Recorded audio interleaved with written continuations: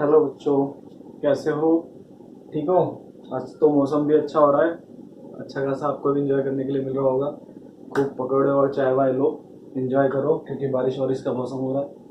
चलिए, हमने last class में एक चीज़ क्लियर कर ली थी बहुत अच्छे से। पता है आपको क्या क्लियर कर ली थी हमने? एक चीज़ एक अच्छे से क्लियर कर ली थी कि हमें पता था कि जो भी कोई चीज़ हम लेते हैं, एक कोई भी फोर्स बाय फोर्स का रेशियो, अगर वो मीडियम और एयर है तो 1/एप्सिलॉन आर के आसपास एक फॉर्मूला हमारे पास बन के आ गया था। This is the direct method जो हमें यूज करना है। ठीक है, और भी चीजें हैं। अब इसी कंसेप्ट के ऊपर पहले आज हम एक न्यूमेरिकल करेंगे। ठीक है, न्यूमेरिकल के बाद हम क्या करेंगे? फिर देन टू न्यूमेरिकल करने के बाद हम एक नया टॉपिक स्टार्ट करेंगे, प्रिंसिपल ऑफ सुपरपोजिशन। बहुत अच्छा टॉपिक है, बहुत अच्छा और समझने के लिए काफी अच्छा टॉपिक है। तो आप जब उसको समझोगे तो बेस्ट रहेगा मेरे हिसाब से। तो अच्छे से समझना है हमने उसको, और बहुत डीप अच्छे तरीके से। ऐसा नहीं है कि कुछ भी आया उठाया पढ़ लिया, हाँ भाई सुपरपोजिशन है ये वगैरह। चीजें हम अच्छे से समझेंगे, चीजों को क्वालिटी देंगे, बहुत अच्छी क्लास तरीके से क्वालिटी दी जाएगी। अब पहले तो हम क्वेश्चन समझते हैं। एक क्वेश्चन है, क्वेश्चन क्या है पहले देखना। हमने जो लास्ट क्लास में कंसेप्ट पढ़ा था उसी कंसेप्ट के ऊपर बेटा क्वेश्चन है। ठीक है, थोड़ा थोड़ा मिलता जुलता क्वेश्चन है। मैं क्वेश्चन लिख के दूंगा आपको, पक्का डिस्क्रिप्शन में भी होगा।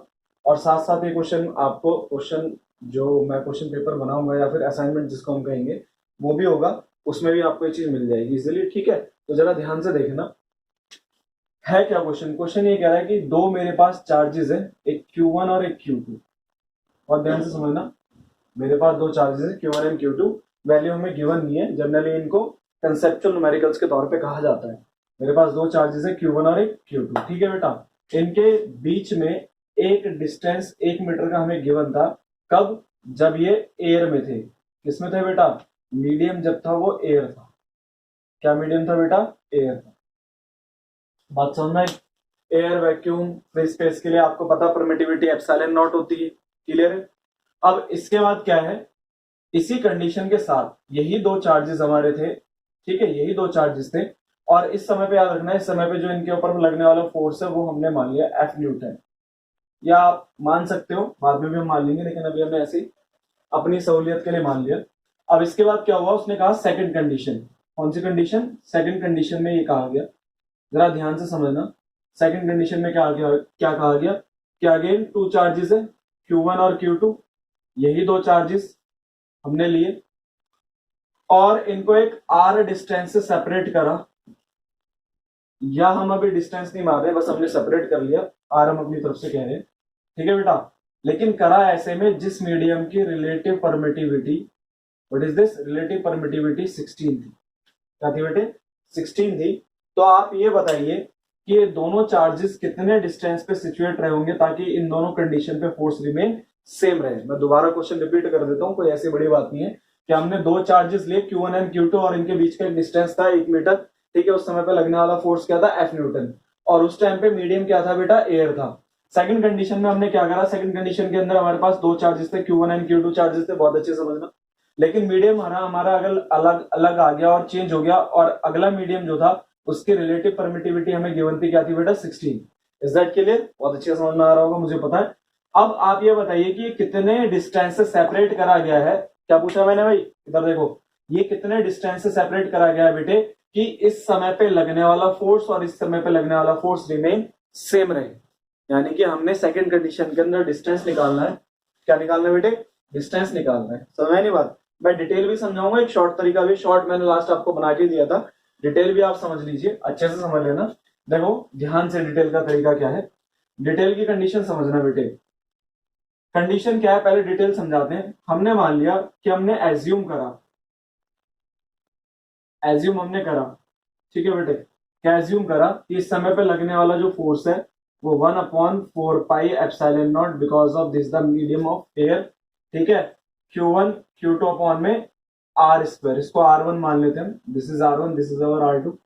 ओके, समझ नहीं है बात? अब इस R1 की वैल्यू मुझे गिवन है, दिस इज द 1 मीटर। तो सो द F बराबर is equal to F equal to 1/4πε0 and the value of F Q1 by Q2 by R1। और हम मे भी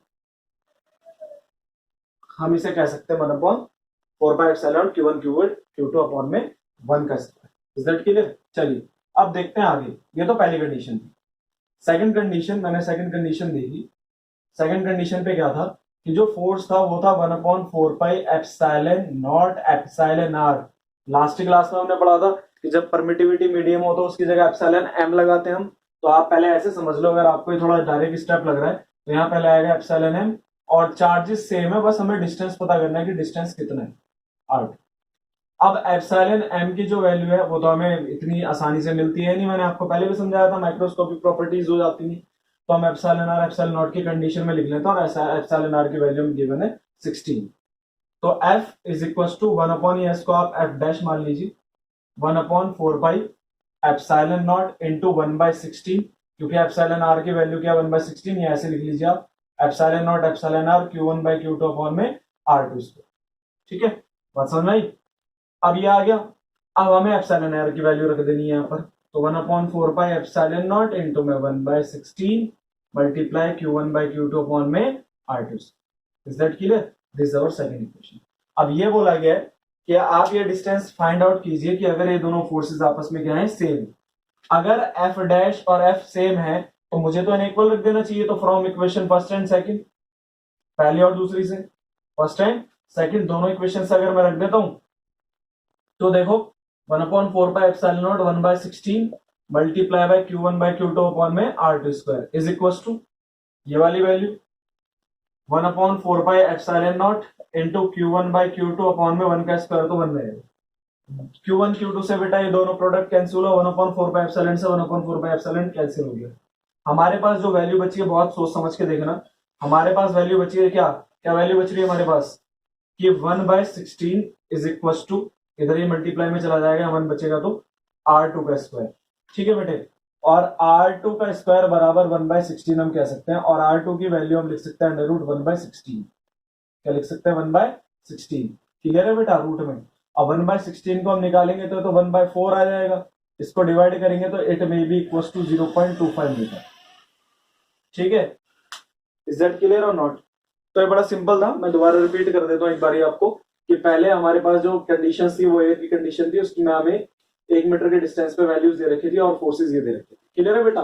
फोर्स हमने अपनी तरफ से न्यूटन माना। सेकंड कंडीशन में बस ये था कि मीडियम चेंज कर दिया, और हमसे पूछा गया कि अगर ये डिस्टेंस को हम मेंटेन करते हैं तो उस मेंटेनेंस पे इन दोनों का फोर्स रिमेन सेम आना चाहिए। तो हमने करा क्या, पहली कंडीशन के अकॉर्डिंग फोर्स निकाला, दूसरी कंडीशन के अकॉर्डिंग फोर्स निकाला, और हमें ये पता है कि अगर हमें डिस्टेंस फाइंड आउट करते हैं तो उस समय पे इन दोनों फोर्सेस की वैल्यू क्या रहेगी, सेम रहेगी। तो हमने वैल्यू सेम रख दी, काट के हमारे पास वैल्यू आ गई कि 0.25 मीटर, फिलहाल ये 1 मीटर। अब आपने होमवर्क करना है, क्वेश्चन यही क्वेश्चन है, होमवर्क करना है। और जो यहां पर 1 मीटर का डिस्टेंस दे रखा है, कितने मीटर का डिस्टेंस है, मुझे नीचे आंसर आप बताओगे कमेंट सेक्शन के अंदर। ये फिलहाल 1 मीटर आपको यहाँ पे क्या दे रखा है, डिस्टेंस। इस 1 मीटर के डिस्टेंस की जगह आपने ए मीटर लेना है। What is the value, a metre. A metre लेके आप मुझे से सॉल्व करके दिखाएंगे, और तब मैं देखूंगा कि आपको ये कितना समझ में आया, कितना समझ में नहीं आया। क्लियर है बेटे, बात समझ में आई नहीं आई? तो फिलहाल आप ये देखिए, क्लियर है, इज इट ओके? मैं इसको रफ कर रहा हूँ, आप स्नैप लेके आइए, एक बार इस क्वेश्चन को अच्छे से समझ लेना, लेकिन समझना बहुत जरूरी है। ऐसे क्वेश्चन मेरे पास बहुत है, बहुत सारे क्वेश्चन है, असाइनमेंट एक से एक है। देखो कंपैरिजन किसी का कोई नहीं है, हमें आपस में मिलके मेहनत करनी है। ये नहीं कि हमें बहुत कॉम्पिटेटिव लेवल पे जाना है या कुछ नहीं है। फिलहाल मैं प्रेफरेंस जो है वो सीबीएसई बोर्ड को और उससे रिलेटेड बोर्ड्स के बारे में कर रहा हूँ। ठीक है, एंट्रेंस नीट भी पढ़ा जाता है, पहले आपके बेसिक अच्छे से क्लियर हो जाए एक बार, मेरा वो मोटिव है कि बेसिक अच्छे से क्लियर हो जाए, फिर हम आगे की पढ़ाई करेंगे। बट आपने ये ज्यादा चीजें देखनी है बेटे, ठीक है, क्योंकि ये चीजें आपको शार्प करवाएंगी, कंसेप्ट को बिल्कुल क्लियर हो जाएगा। क्लियर होने के बाद हमें फायदा भी अच्छा मिलेगा इसका। ओके, समझ रही मेरी बात? चलिए आज का टॉपिक हम देखेंगे और उसके ऊपर भी हम साथ के साथ क्वेश्चन करेंगे। क्लियर है कि नहीं क्लियर है?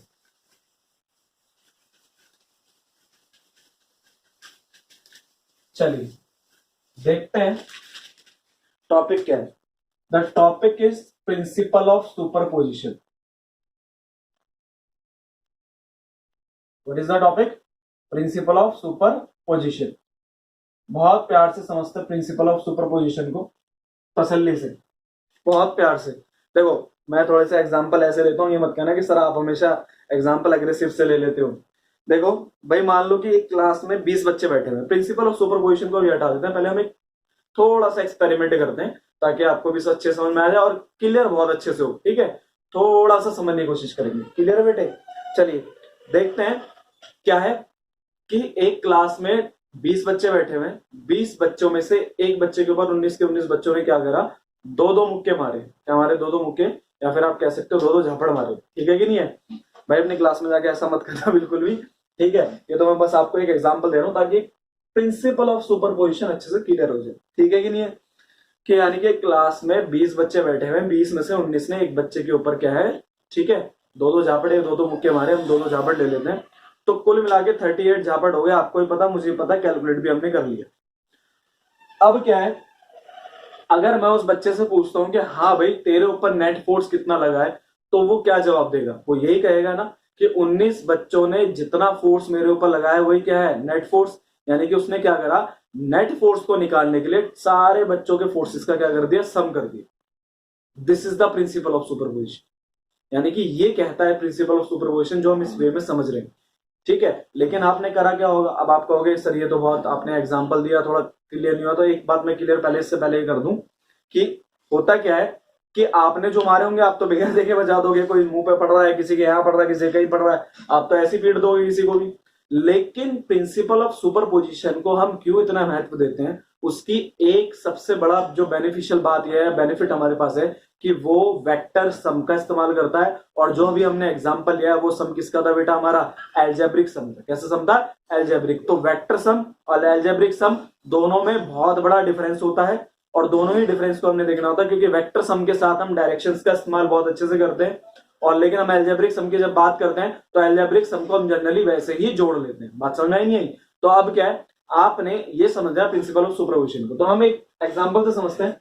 मान लो कि मेरे पास एक स्टूडेंट है, कोई भी हमारा बहुत अच्छा सा, ठीक है, और तकरीबन तकरीबन हमारे पास यहाँ पे दो चार स्टूडेंट और है। एक ये रहा, एक ये रहा, एक यहाँ पे है, ठीक है बेटा, एक यहाँ पे है, क्लियर, और एक ये रहा। हम 5 का एग्जांपल ले लेते हैं। 19 बना पाना मेरे लिए बहुत मुश्किल हो जाएगा, क्योंकि फिर बहुत बड़ा वो चाहिए।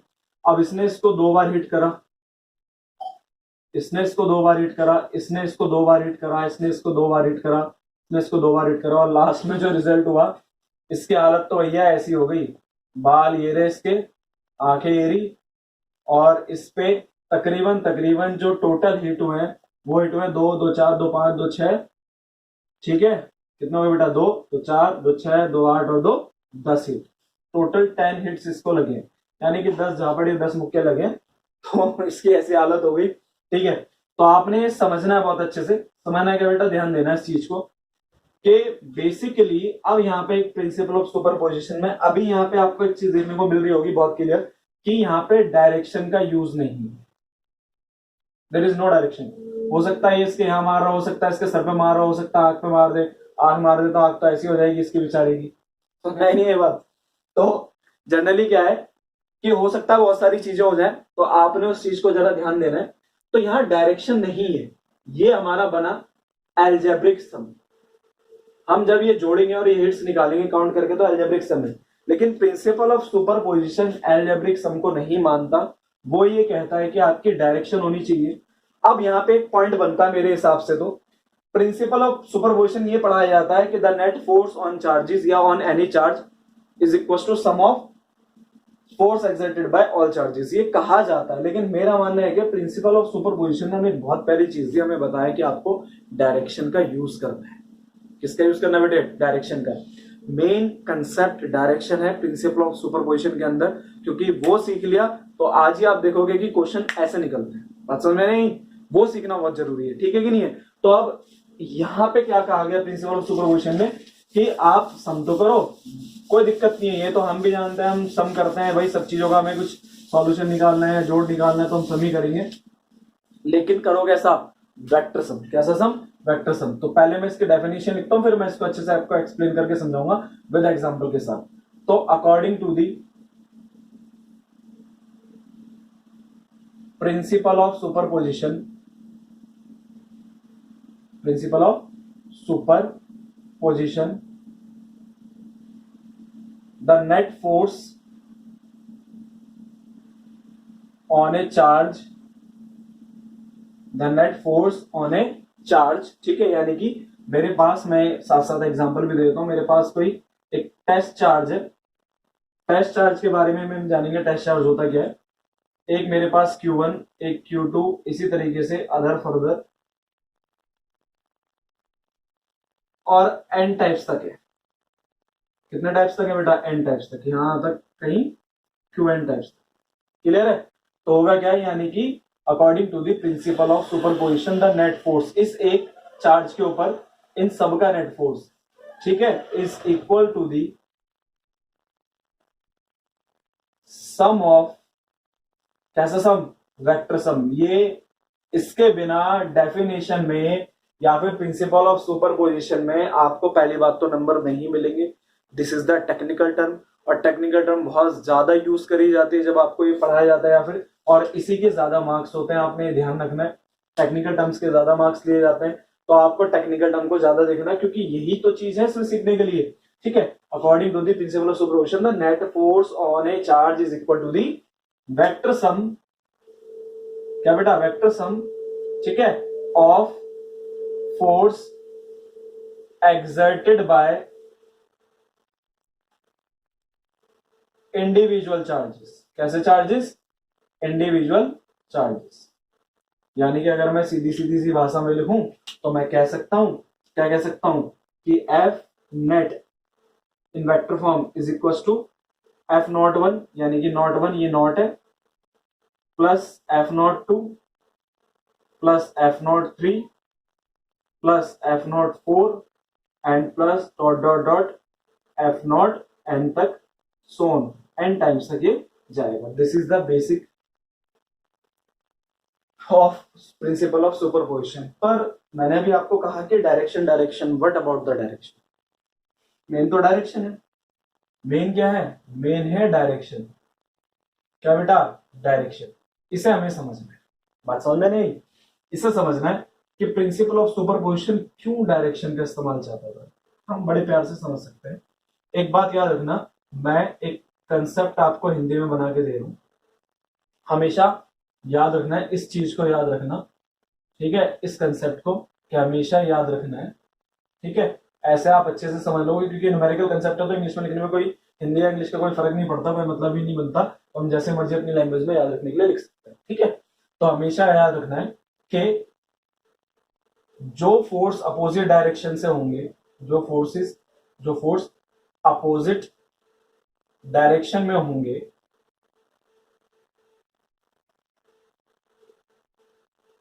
उनमें से एक फोर्स को, ठीक है बेटा, उनमें से एक फोर्स को नेगेटिव डायरेक्शन या नेगेटिव डायरेक्शन का साइन देना पड़ेगा, को मानना पड़ेगा। नेगेटिव फोर्स को, उनमें से एक फोर्स को नेगेटिव डायरेक्शन या नेगेटिव मानना पड़ेगा आपको, ठीक है बेटा, मानना पड़ेगा। ये चीज ध्यान रखना। कैसे? मान लीजिए कि मेरे पास एक फोर्स इस साइड से, एक फोर्स इस साइड से, ये F1 और ये F2 है। These are the two forces F1 F2, और ये F3 है और ये F4 है। एक जनरल हम एग्जांपल ले रहे हैं। F1 से अपोजिट क्या है? F2 है। तो आप कह सकते हो कि F1 अगर ये एक पॉजिटिव डायरेक्शन का है तो F2 हमारे लिए एक नेगेटिव डायरेक्शन का कहलाएगा, क्योंकि अपोजिट है। ऐसे आप इन दोनों के साथ किसी भी एक को में, या तो इसको पॉजिटिव है इसको नेगेटिव, या ये पॉजिटिव है नेगेटिव, वो आपको मानना है। सिर्फ एक को, किसी भी एक को एक के अपोजिट को में नेगेटिव मानना है। This is the basic of principle of superposition. अब ये जो चीज मैंने आपको सिखाई है, इसका इस्तेमाल हमने न्यूमेरिकल में करना, और बहुत सारे न्यूमेरिकल है जो आज कवर हो जाएंगे। मैं आपको एक जो डीप कंसेप्ट है वो भी समझाऊंगा, ठीक है। पहले मैं आपको करूंगा क्या, एक बिल्कुल डिटेल में ब्रीफ में समझाऊंगा, उसके बाद शॉर्ट बताऊंगा कि शॉर्ट कैसे करते हैं, ठीक है। समझ में नहीं बात? फिलहाल आप ये समझिए कि according to principle of superposition हमने समझा था, बच्चों का एग्जांपल लेके, फिर हमने फोर्सेस का एग्जांपल लेके समझा। तो this is the basic of principle of superposition, और मैं इससे ज्यादा बेटर इस चीज को मानता हूं, दिस इज द डायरेक्शन। जो इसने हमें दिखाया, सिखाया, वो क्या सिखाया है? डायरेक्शन सिखाई है, और उसी की बेटे वैल्यू है, और वही आपने समझनी है। क्लियर है कि नहीं क्लियर है? अब हम एक क्वेश्चन करते हैं, और क्वेश्चन बड़ा सरल सा क्वेश्चन है। देखो क्लियर है कि नहीं क्लियर है? बहुत सरल सा क्वेश्चन है, फिलहाल तो आप समझ जाओगे बहुत अच्छे से, ठीक है। आपको पता भी चलेगा।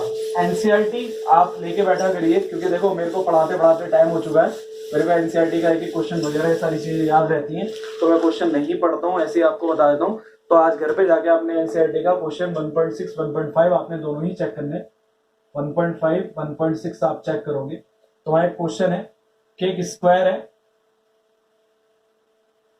और इसके दो कोनों पर चार्जेस दे रखे हैं, एक जगह 2 माइक्रोकुलाम, एक जगह 2 माइक्रोकुलाम, एक जगह 5 माइक्रोकुलाम, एक जगह 5 माइक्रोकुलाम, ठीक है। और हमने अपनी तरफ से 10 सेंटीमीटर की इसकी साइड पे लिया और इसके सेंटर पे 1 माइक्रोकुलाम का चार्ज रखा हुआ। ध्यान से पढ़ना क्वेश्चन को, क्वेश्चन क्या कह रहा है, एग्जांपल आपका एनसीईआरटी का क्वेश्चन है, ठीक है, एक्सरसाइज है।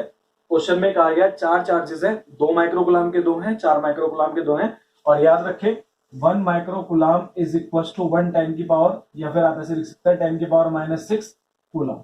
क्लियर है, ठीक है। 1 millicoulomb is equal to 10 की power -3 coulomb, 1 nanocoulomb is equal to 10 की पावर -9 कुलाम। ये चीज आप याद रखनी पड़ेगी।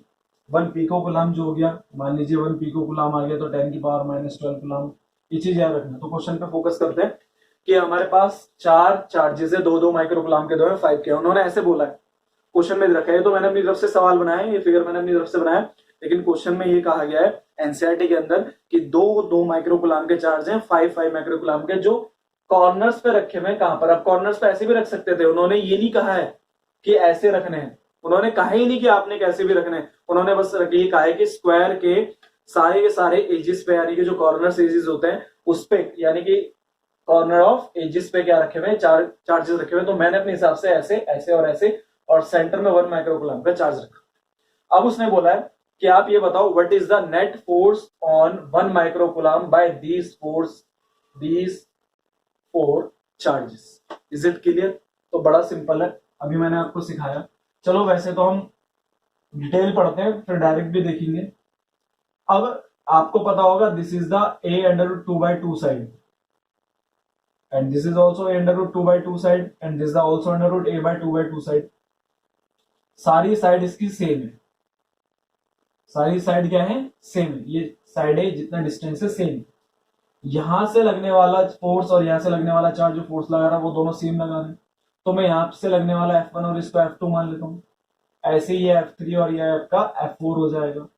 अगर मैं प्रिंसिपल ऑफ सुपरपोजिशन लगाता हूं, क्या लगाता हूं, प्रिंसिपल ऑफ सुपरपोजिशन, तो प्रिंसिपल ऑफ सुपरपोजिशन ये कहता है कि F नेट जो है इसके ऊपर F1 vector plus F2 vector मैंने जगह छोड़ी हुई है, ठीक है, प्लस F3 और प्लस में F4 मैंने एक जगह और छोड़ी। देखना बेटे, वैसे तो जो फॉर्मूला बनता है फोर्स का, वो फोर्स का फॉर्मूला होता है 1/4πε0 एयर मीडियम के अंदर Q1 Q2 अपॉन में R² बनता है। ठीक है, आपको बात समझ में आ रही है? डिस्टेंस सेम है, चार्जेस सेम है, कोई दिक्कत नहीं है। बस अगर ये इसको एक तरफ खींच रहा है तो ये इसको एक तरफ खींचेगा, यानी कि दोनों अपोजिट डायरेक्शन आएंगे।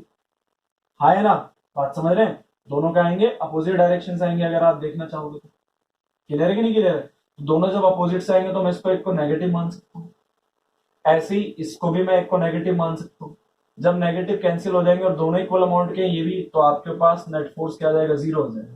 This is the beauty of principle of superposition. ये बहुत प्यारी ब्यूटी है प्रिंसिपल ऑफ सुपरपोजिशन की। अब हमने इसका इस्तेमाल करना है और ऐसे ही पहले कंसेप्ट बनाना है, फिर उसके ऊपर न्यूमेरिकल करने हैं। समझ नहीं बात? कंसेप्ट कैसे बनाना है मैं आपको ऑथेंटिकली सिर्फ और सिर्फ एक इमेजिनरी वैल्यूज लूंगा, वैल्यूज लेके पहले हम कंसेप्ट डेवलप करेंगे, फिर उसके बाद कोई चीज को पढ़ेंगे। समझ नहीं बात? इसके पास 2 चार्जेस होते 3, फिर आप देखते ही बताने लग जाओगे कि इस पे इतना होगा, इस पे इतना होगा, इस पे इतना नहीं होगा। तो पहले यहां ध्यान देना बेटे, पहले तसल्ली से यहां ध्यान देना, ठीक है? क्या ध्यान देना है कि मेरे पास एक स्क्वायर है, इसको हम जनरली फिगर प्रॉब्लम के नाम से जानते हैं, ठीक है? मेरे पास स्क्वायर है और इसी से हम बहुत सारे कंसेप्ट बना लेंगे, Q3 और ऐसे Q4 चार्जेस है। क्लियर है? अब इसका सेंटर हमने यहां मान लिया भाई, और ये साइड ए थी। अगर ये स्क्वायर है, पहले सुनना, ये स्क्वायर है, फिगर कौन सा है, पहला फिगर है स्क्वायर। इसमें ट्राइंगल भी आता है, ट्राइंगल के टर्म्स भी आते हैं, इक्विलेटरल भी आ सकता है और भी आ सकता है, ठीक है? हमने पहले यहां देखना है कि स्क्वायर की बात करनी है। किसकी बात करनी है बेटे? स्क्वायर की। समझा नहीं है बात? अब स्क्वायर की बात है तो जरा ध्यान से देखना आप तसल्ली से कि फिलहाल जो फिगर है वो स्क्वायर है और उसके हिसाब से हमने चीज समझ ली। ध्यान दें, अब डिस्टेंस वही होगा a√2/2, ये भी a√2/2, ये भी उतना होगा और ये भी डिस्टेंस उतना ही होगा, क्योंकि आपको पता है स्क्वायर के जो डायगोनल्स होते हैं वो सेम होते हैं और आपस में बाइसेक्ट करते हैं, क्योंकि 90 डिग्री बनाते हैं तो बाइसेक्टर कहलाते हैं एक दूसरे के, तो दोनों इक्वल डिस्टेंस में आपस में सेपरेट हो जाते हैं। अब बेसिकली आपने देखना है कि यहां से हमने कैसे नेट फोर्स की चार्जेस को निकाला। चलो पहले अगर मैं फोर्सेस को नेट फोर्स में कन्वर्ट कर लूं, यहां मैंने माना है टेस्ट चार्ज रखा हुआ है, तो जो फॉर्मूला बनेगा वो बनेगा 1/4πε0 पहले का। चलो पहले ऐसे लिख लीजिए, F1 plus F2 plus F3 plus F4। मैं जनरली वेक्टर फॉर्म का इस्तेमाल नहीं कर रहा क्योंकि मैं न्यूमेरिकल करा रहा हूं, ठीक है, वेक्टर फॉर्म बाद में इस्तेमाल कर लेंगे। F1 की अगर वैल्यू देखी जाए तो 1/4πε0, ठीक है, Q1 Q0 और डिस्टेंस तो सेम है तो मैं r² ही मान लू। ऐसे F2 Q2 Q0, ऐसे F3 Q3 Q0, ऐसे F4 Q4 Q0 और r²। चलो ऐड करके देखते हैं, ऐड करेंगे तो 1/4πε0 Q1 Q0 by r² plus 1/4πε0 Q2 by Q0 by r² plus 1/4πε0 Q3 Q0 by r² और ऐसे ही 1/4πε0 Q4 bye Q0 by r²। एक चीज देखने वाली है बेटे, इसी फिगर के लिए ऐसे कितने भी फिगर आ जाए, 3 चार्ज हो, 4 चार्जेस हो, 2 चार्जेस हो, सिंगल चार्जेस हो, डजंट मैटर, यही कंसेप्ट आपने याद रखना है। अब इसमें से कॉमन चीज मैंने ले ली, तो कॉमन जो टोटल मेरा आ रहा था मेरे पास, कॉमन आया मेरे पास 1/4πε0 Q0 बाय r²। बचा गया मेरे पास Q1 plus Q2 plus Q3 plus Q4। अब पहला केस मेरे पास ये सॉल्यूशन आ गया। पहला केस मैंने कहा कि Q1 Q2 Q3 Q4 ये सब आपस में बराबर है। मैंने भी यहां साइन नहीं लिए बिल्कुल भी अपोजिट डायरेक्शन के, अपोजिट डायरेक्शन हम बताएंगे, ठीक है। तो ये आपका ये आ गया बेटे। यहाँ पे अगर ये सारे के सारे सेम चार्जेस है और अगर मैं अकॉर्डिंग टू सुपर पोजिशन देखूं, इसके अकॉर्डिंग देखूं, अकॉर्डिंग टू सुपर पोजिशन, तो होना क्या चाहिए कि Q1 से अपोजिट कौन सा है, Q3, तो ये नेगेटिव में आ जाएगा। और अगर Q2 से देखा जाए तो Q4 है तो ये नेगेटिव में आ जाएगा और ये आपस में सारे के सारे कट के क्या हो जाएंगे, 0 हो जाएंगे। बेसिकली मैंने आपको ये बात सिखाई है। अब आप अगर ये अच्छे से सीख गए हो तो बहुत अच्छी बात है। तो नेट फोर्स अगेन क्या हो जाएगा, 0 हो जाएगा। लेकिन अगर मैं कहता कि अगर ये चारों सेम नहीं है, केस सेकंड में देखो कितने हमारे केसेस खत्म हो जाएंगे इससे। बहुत अच्छा कंसेप्ट बनता है ये। अगर Q1 देखो, न्यूमेरिकल मैंने आपको पहले कहा था, न्यूमेरिकल मैं आपको ऐसे सिखा दूंगा कि आपसे बेस्ट कोई न्यूमेरिकल नहीं कर पाएगा, ठीक है। मैं ये नहीं कह सकता कि आपकी कैपेबिलिटी भी मैटर करती है कि आप कितना अच्छे से सीखते हो। देखो जो मेहनत करता है उसकी मेहनत जरूर पूरी होती है, ठीक है, लेकिन आपके पास जितनी कैपेबिलिटी आ जाएगी अच्छे से सरलता से सॉल्व करने की, वो बहुत ज्यादा बेस्ट हो जाएगी, ठीक है। तो अब जरा ध्यान देना, अगर ये चारों सेम नहीं है तो यहाँ माइनस हो जाएगा, बस। और क्या होगा, जहां माइनस लगाना माइनस लगा दो, आप चेंज कर सकते हो वैल्यूज को, ठीक है।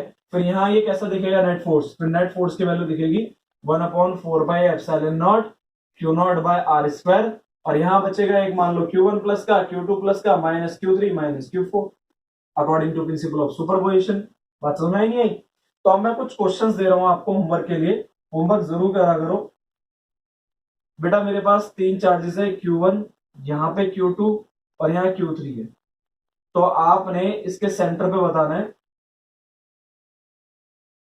कहा बताना है, सेंटर पे। यहाँ पे Q0 चार्ज है तो वैल्यू क्या होगी, कितना नेट फोर्स होगा। इसके बाद पहला क्वेश्चन ये था।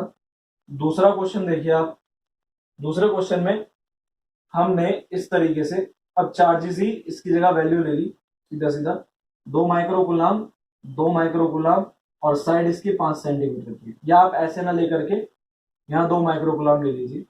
ये क्वेश्चन हो गया, ठीक है बेटे।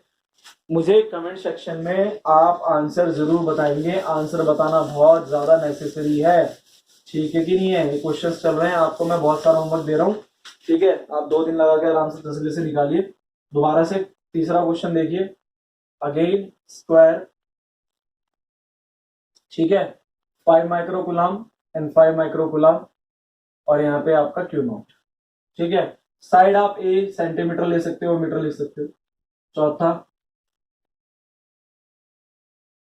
ठीक है, चौथे में क्या करना है, हम एक काम कर लेते हैं, दो साइड के ले लेते हैं और आपने क्यू नॉट निकालना है। अगेन साइड आप बी ले लीजिए, 20 सेंटीमीटर।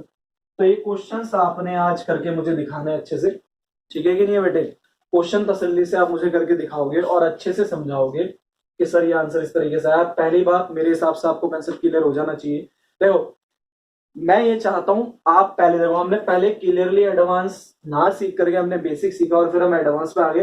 अब आप खुद भी देख के बता दोगे सर ये दो तो आपस में अगर इक्वल है तो जीरो हो जाएंगे, इक्वल नहीं है तो जीरो नहीं होंगे, ये भी बताना है। मैंने कंडीशन ना तो इक्वल बोला ना मैंने अलग बोला। फिलहाल आप दोनों के ही आंसर दोगे मुझे कि सर इक्वल होंगे तो ये आंसर होगा, इक्वल नहीं होंगे तो ये आंसर होगा। आप ये ना समझे कि होगा, यहाँ पे वैल्यूज लिखी है तो ये बेनिफिट है, यहाँ वैल्यूज नहीं है तो ये आपको समझना होगा। ये क्वेश्चन है 2 माइक्रोकुलम, 2 माइक्रोकुलम 5 सेंटीमीटर की साइड है, तो आपने इसका टोटल नेट निकालना है यहाँ पर क्यू नॉट पे।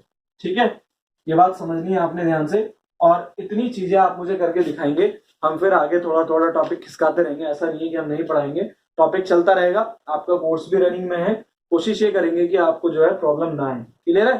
थैंक यू बेटे, देखते रहो विवेक शर्मा चैनल, ठीक है, और अच्छे से चीजों को, कंसेप्ट को सीखते रहो। Hope you are getting everything from me, so please keep watching Vivek Sharma. Thank you.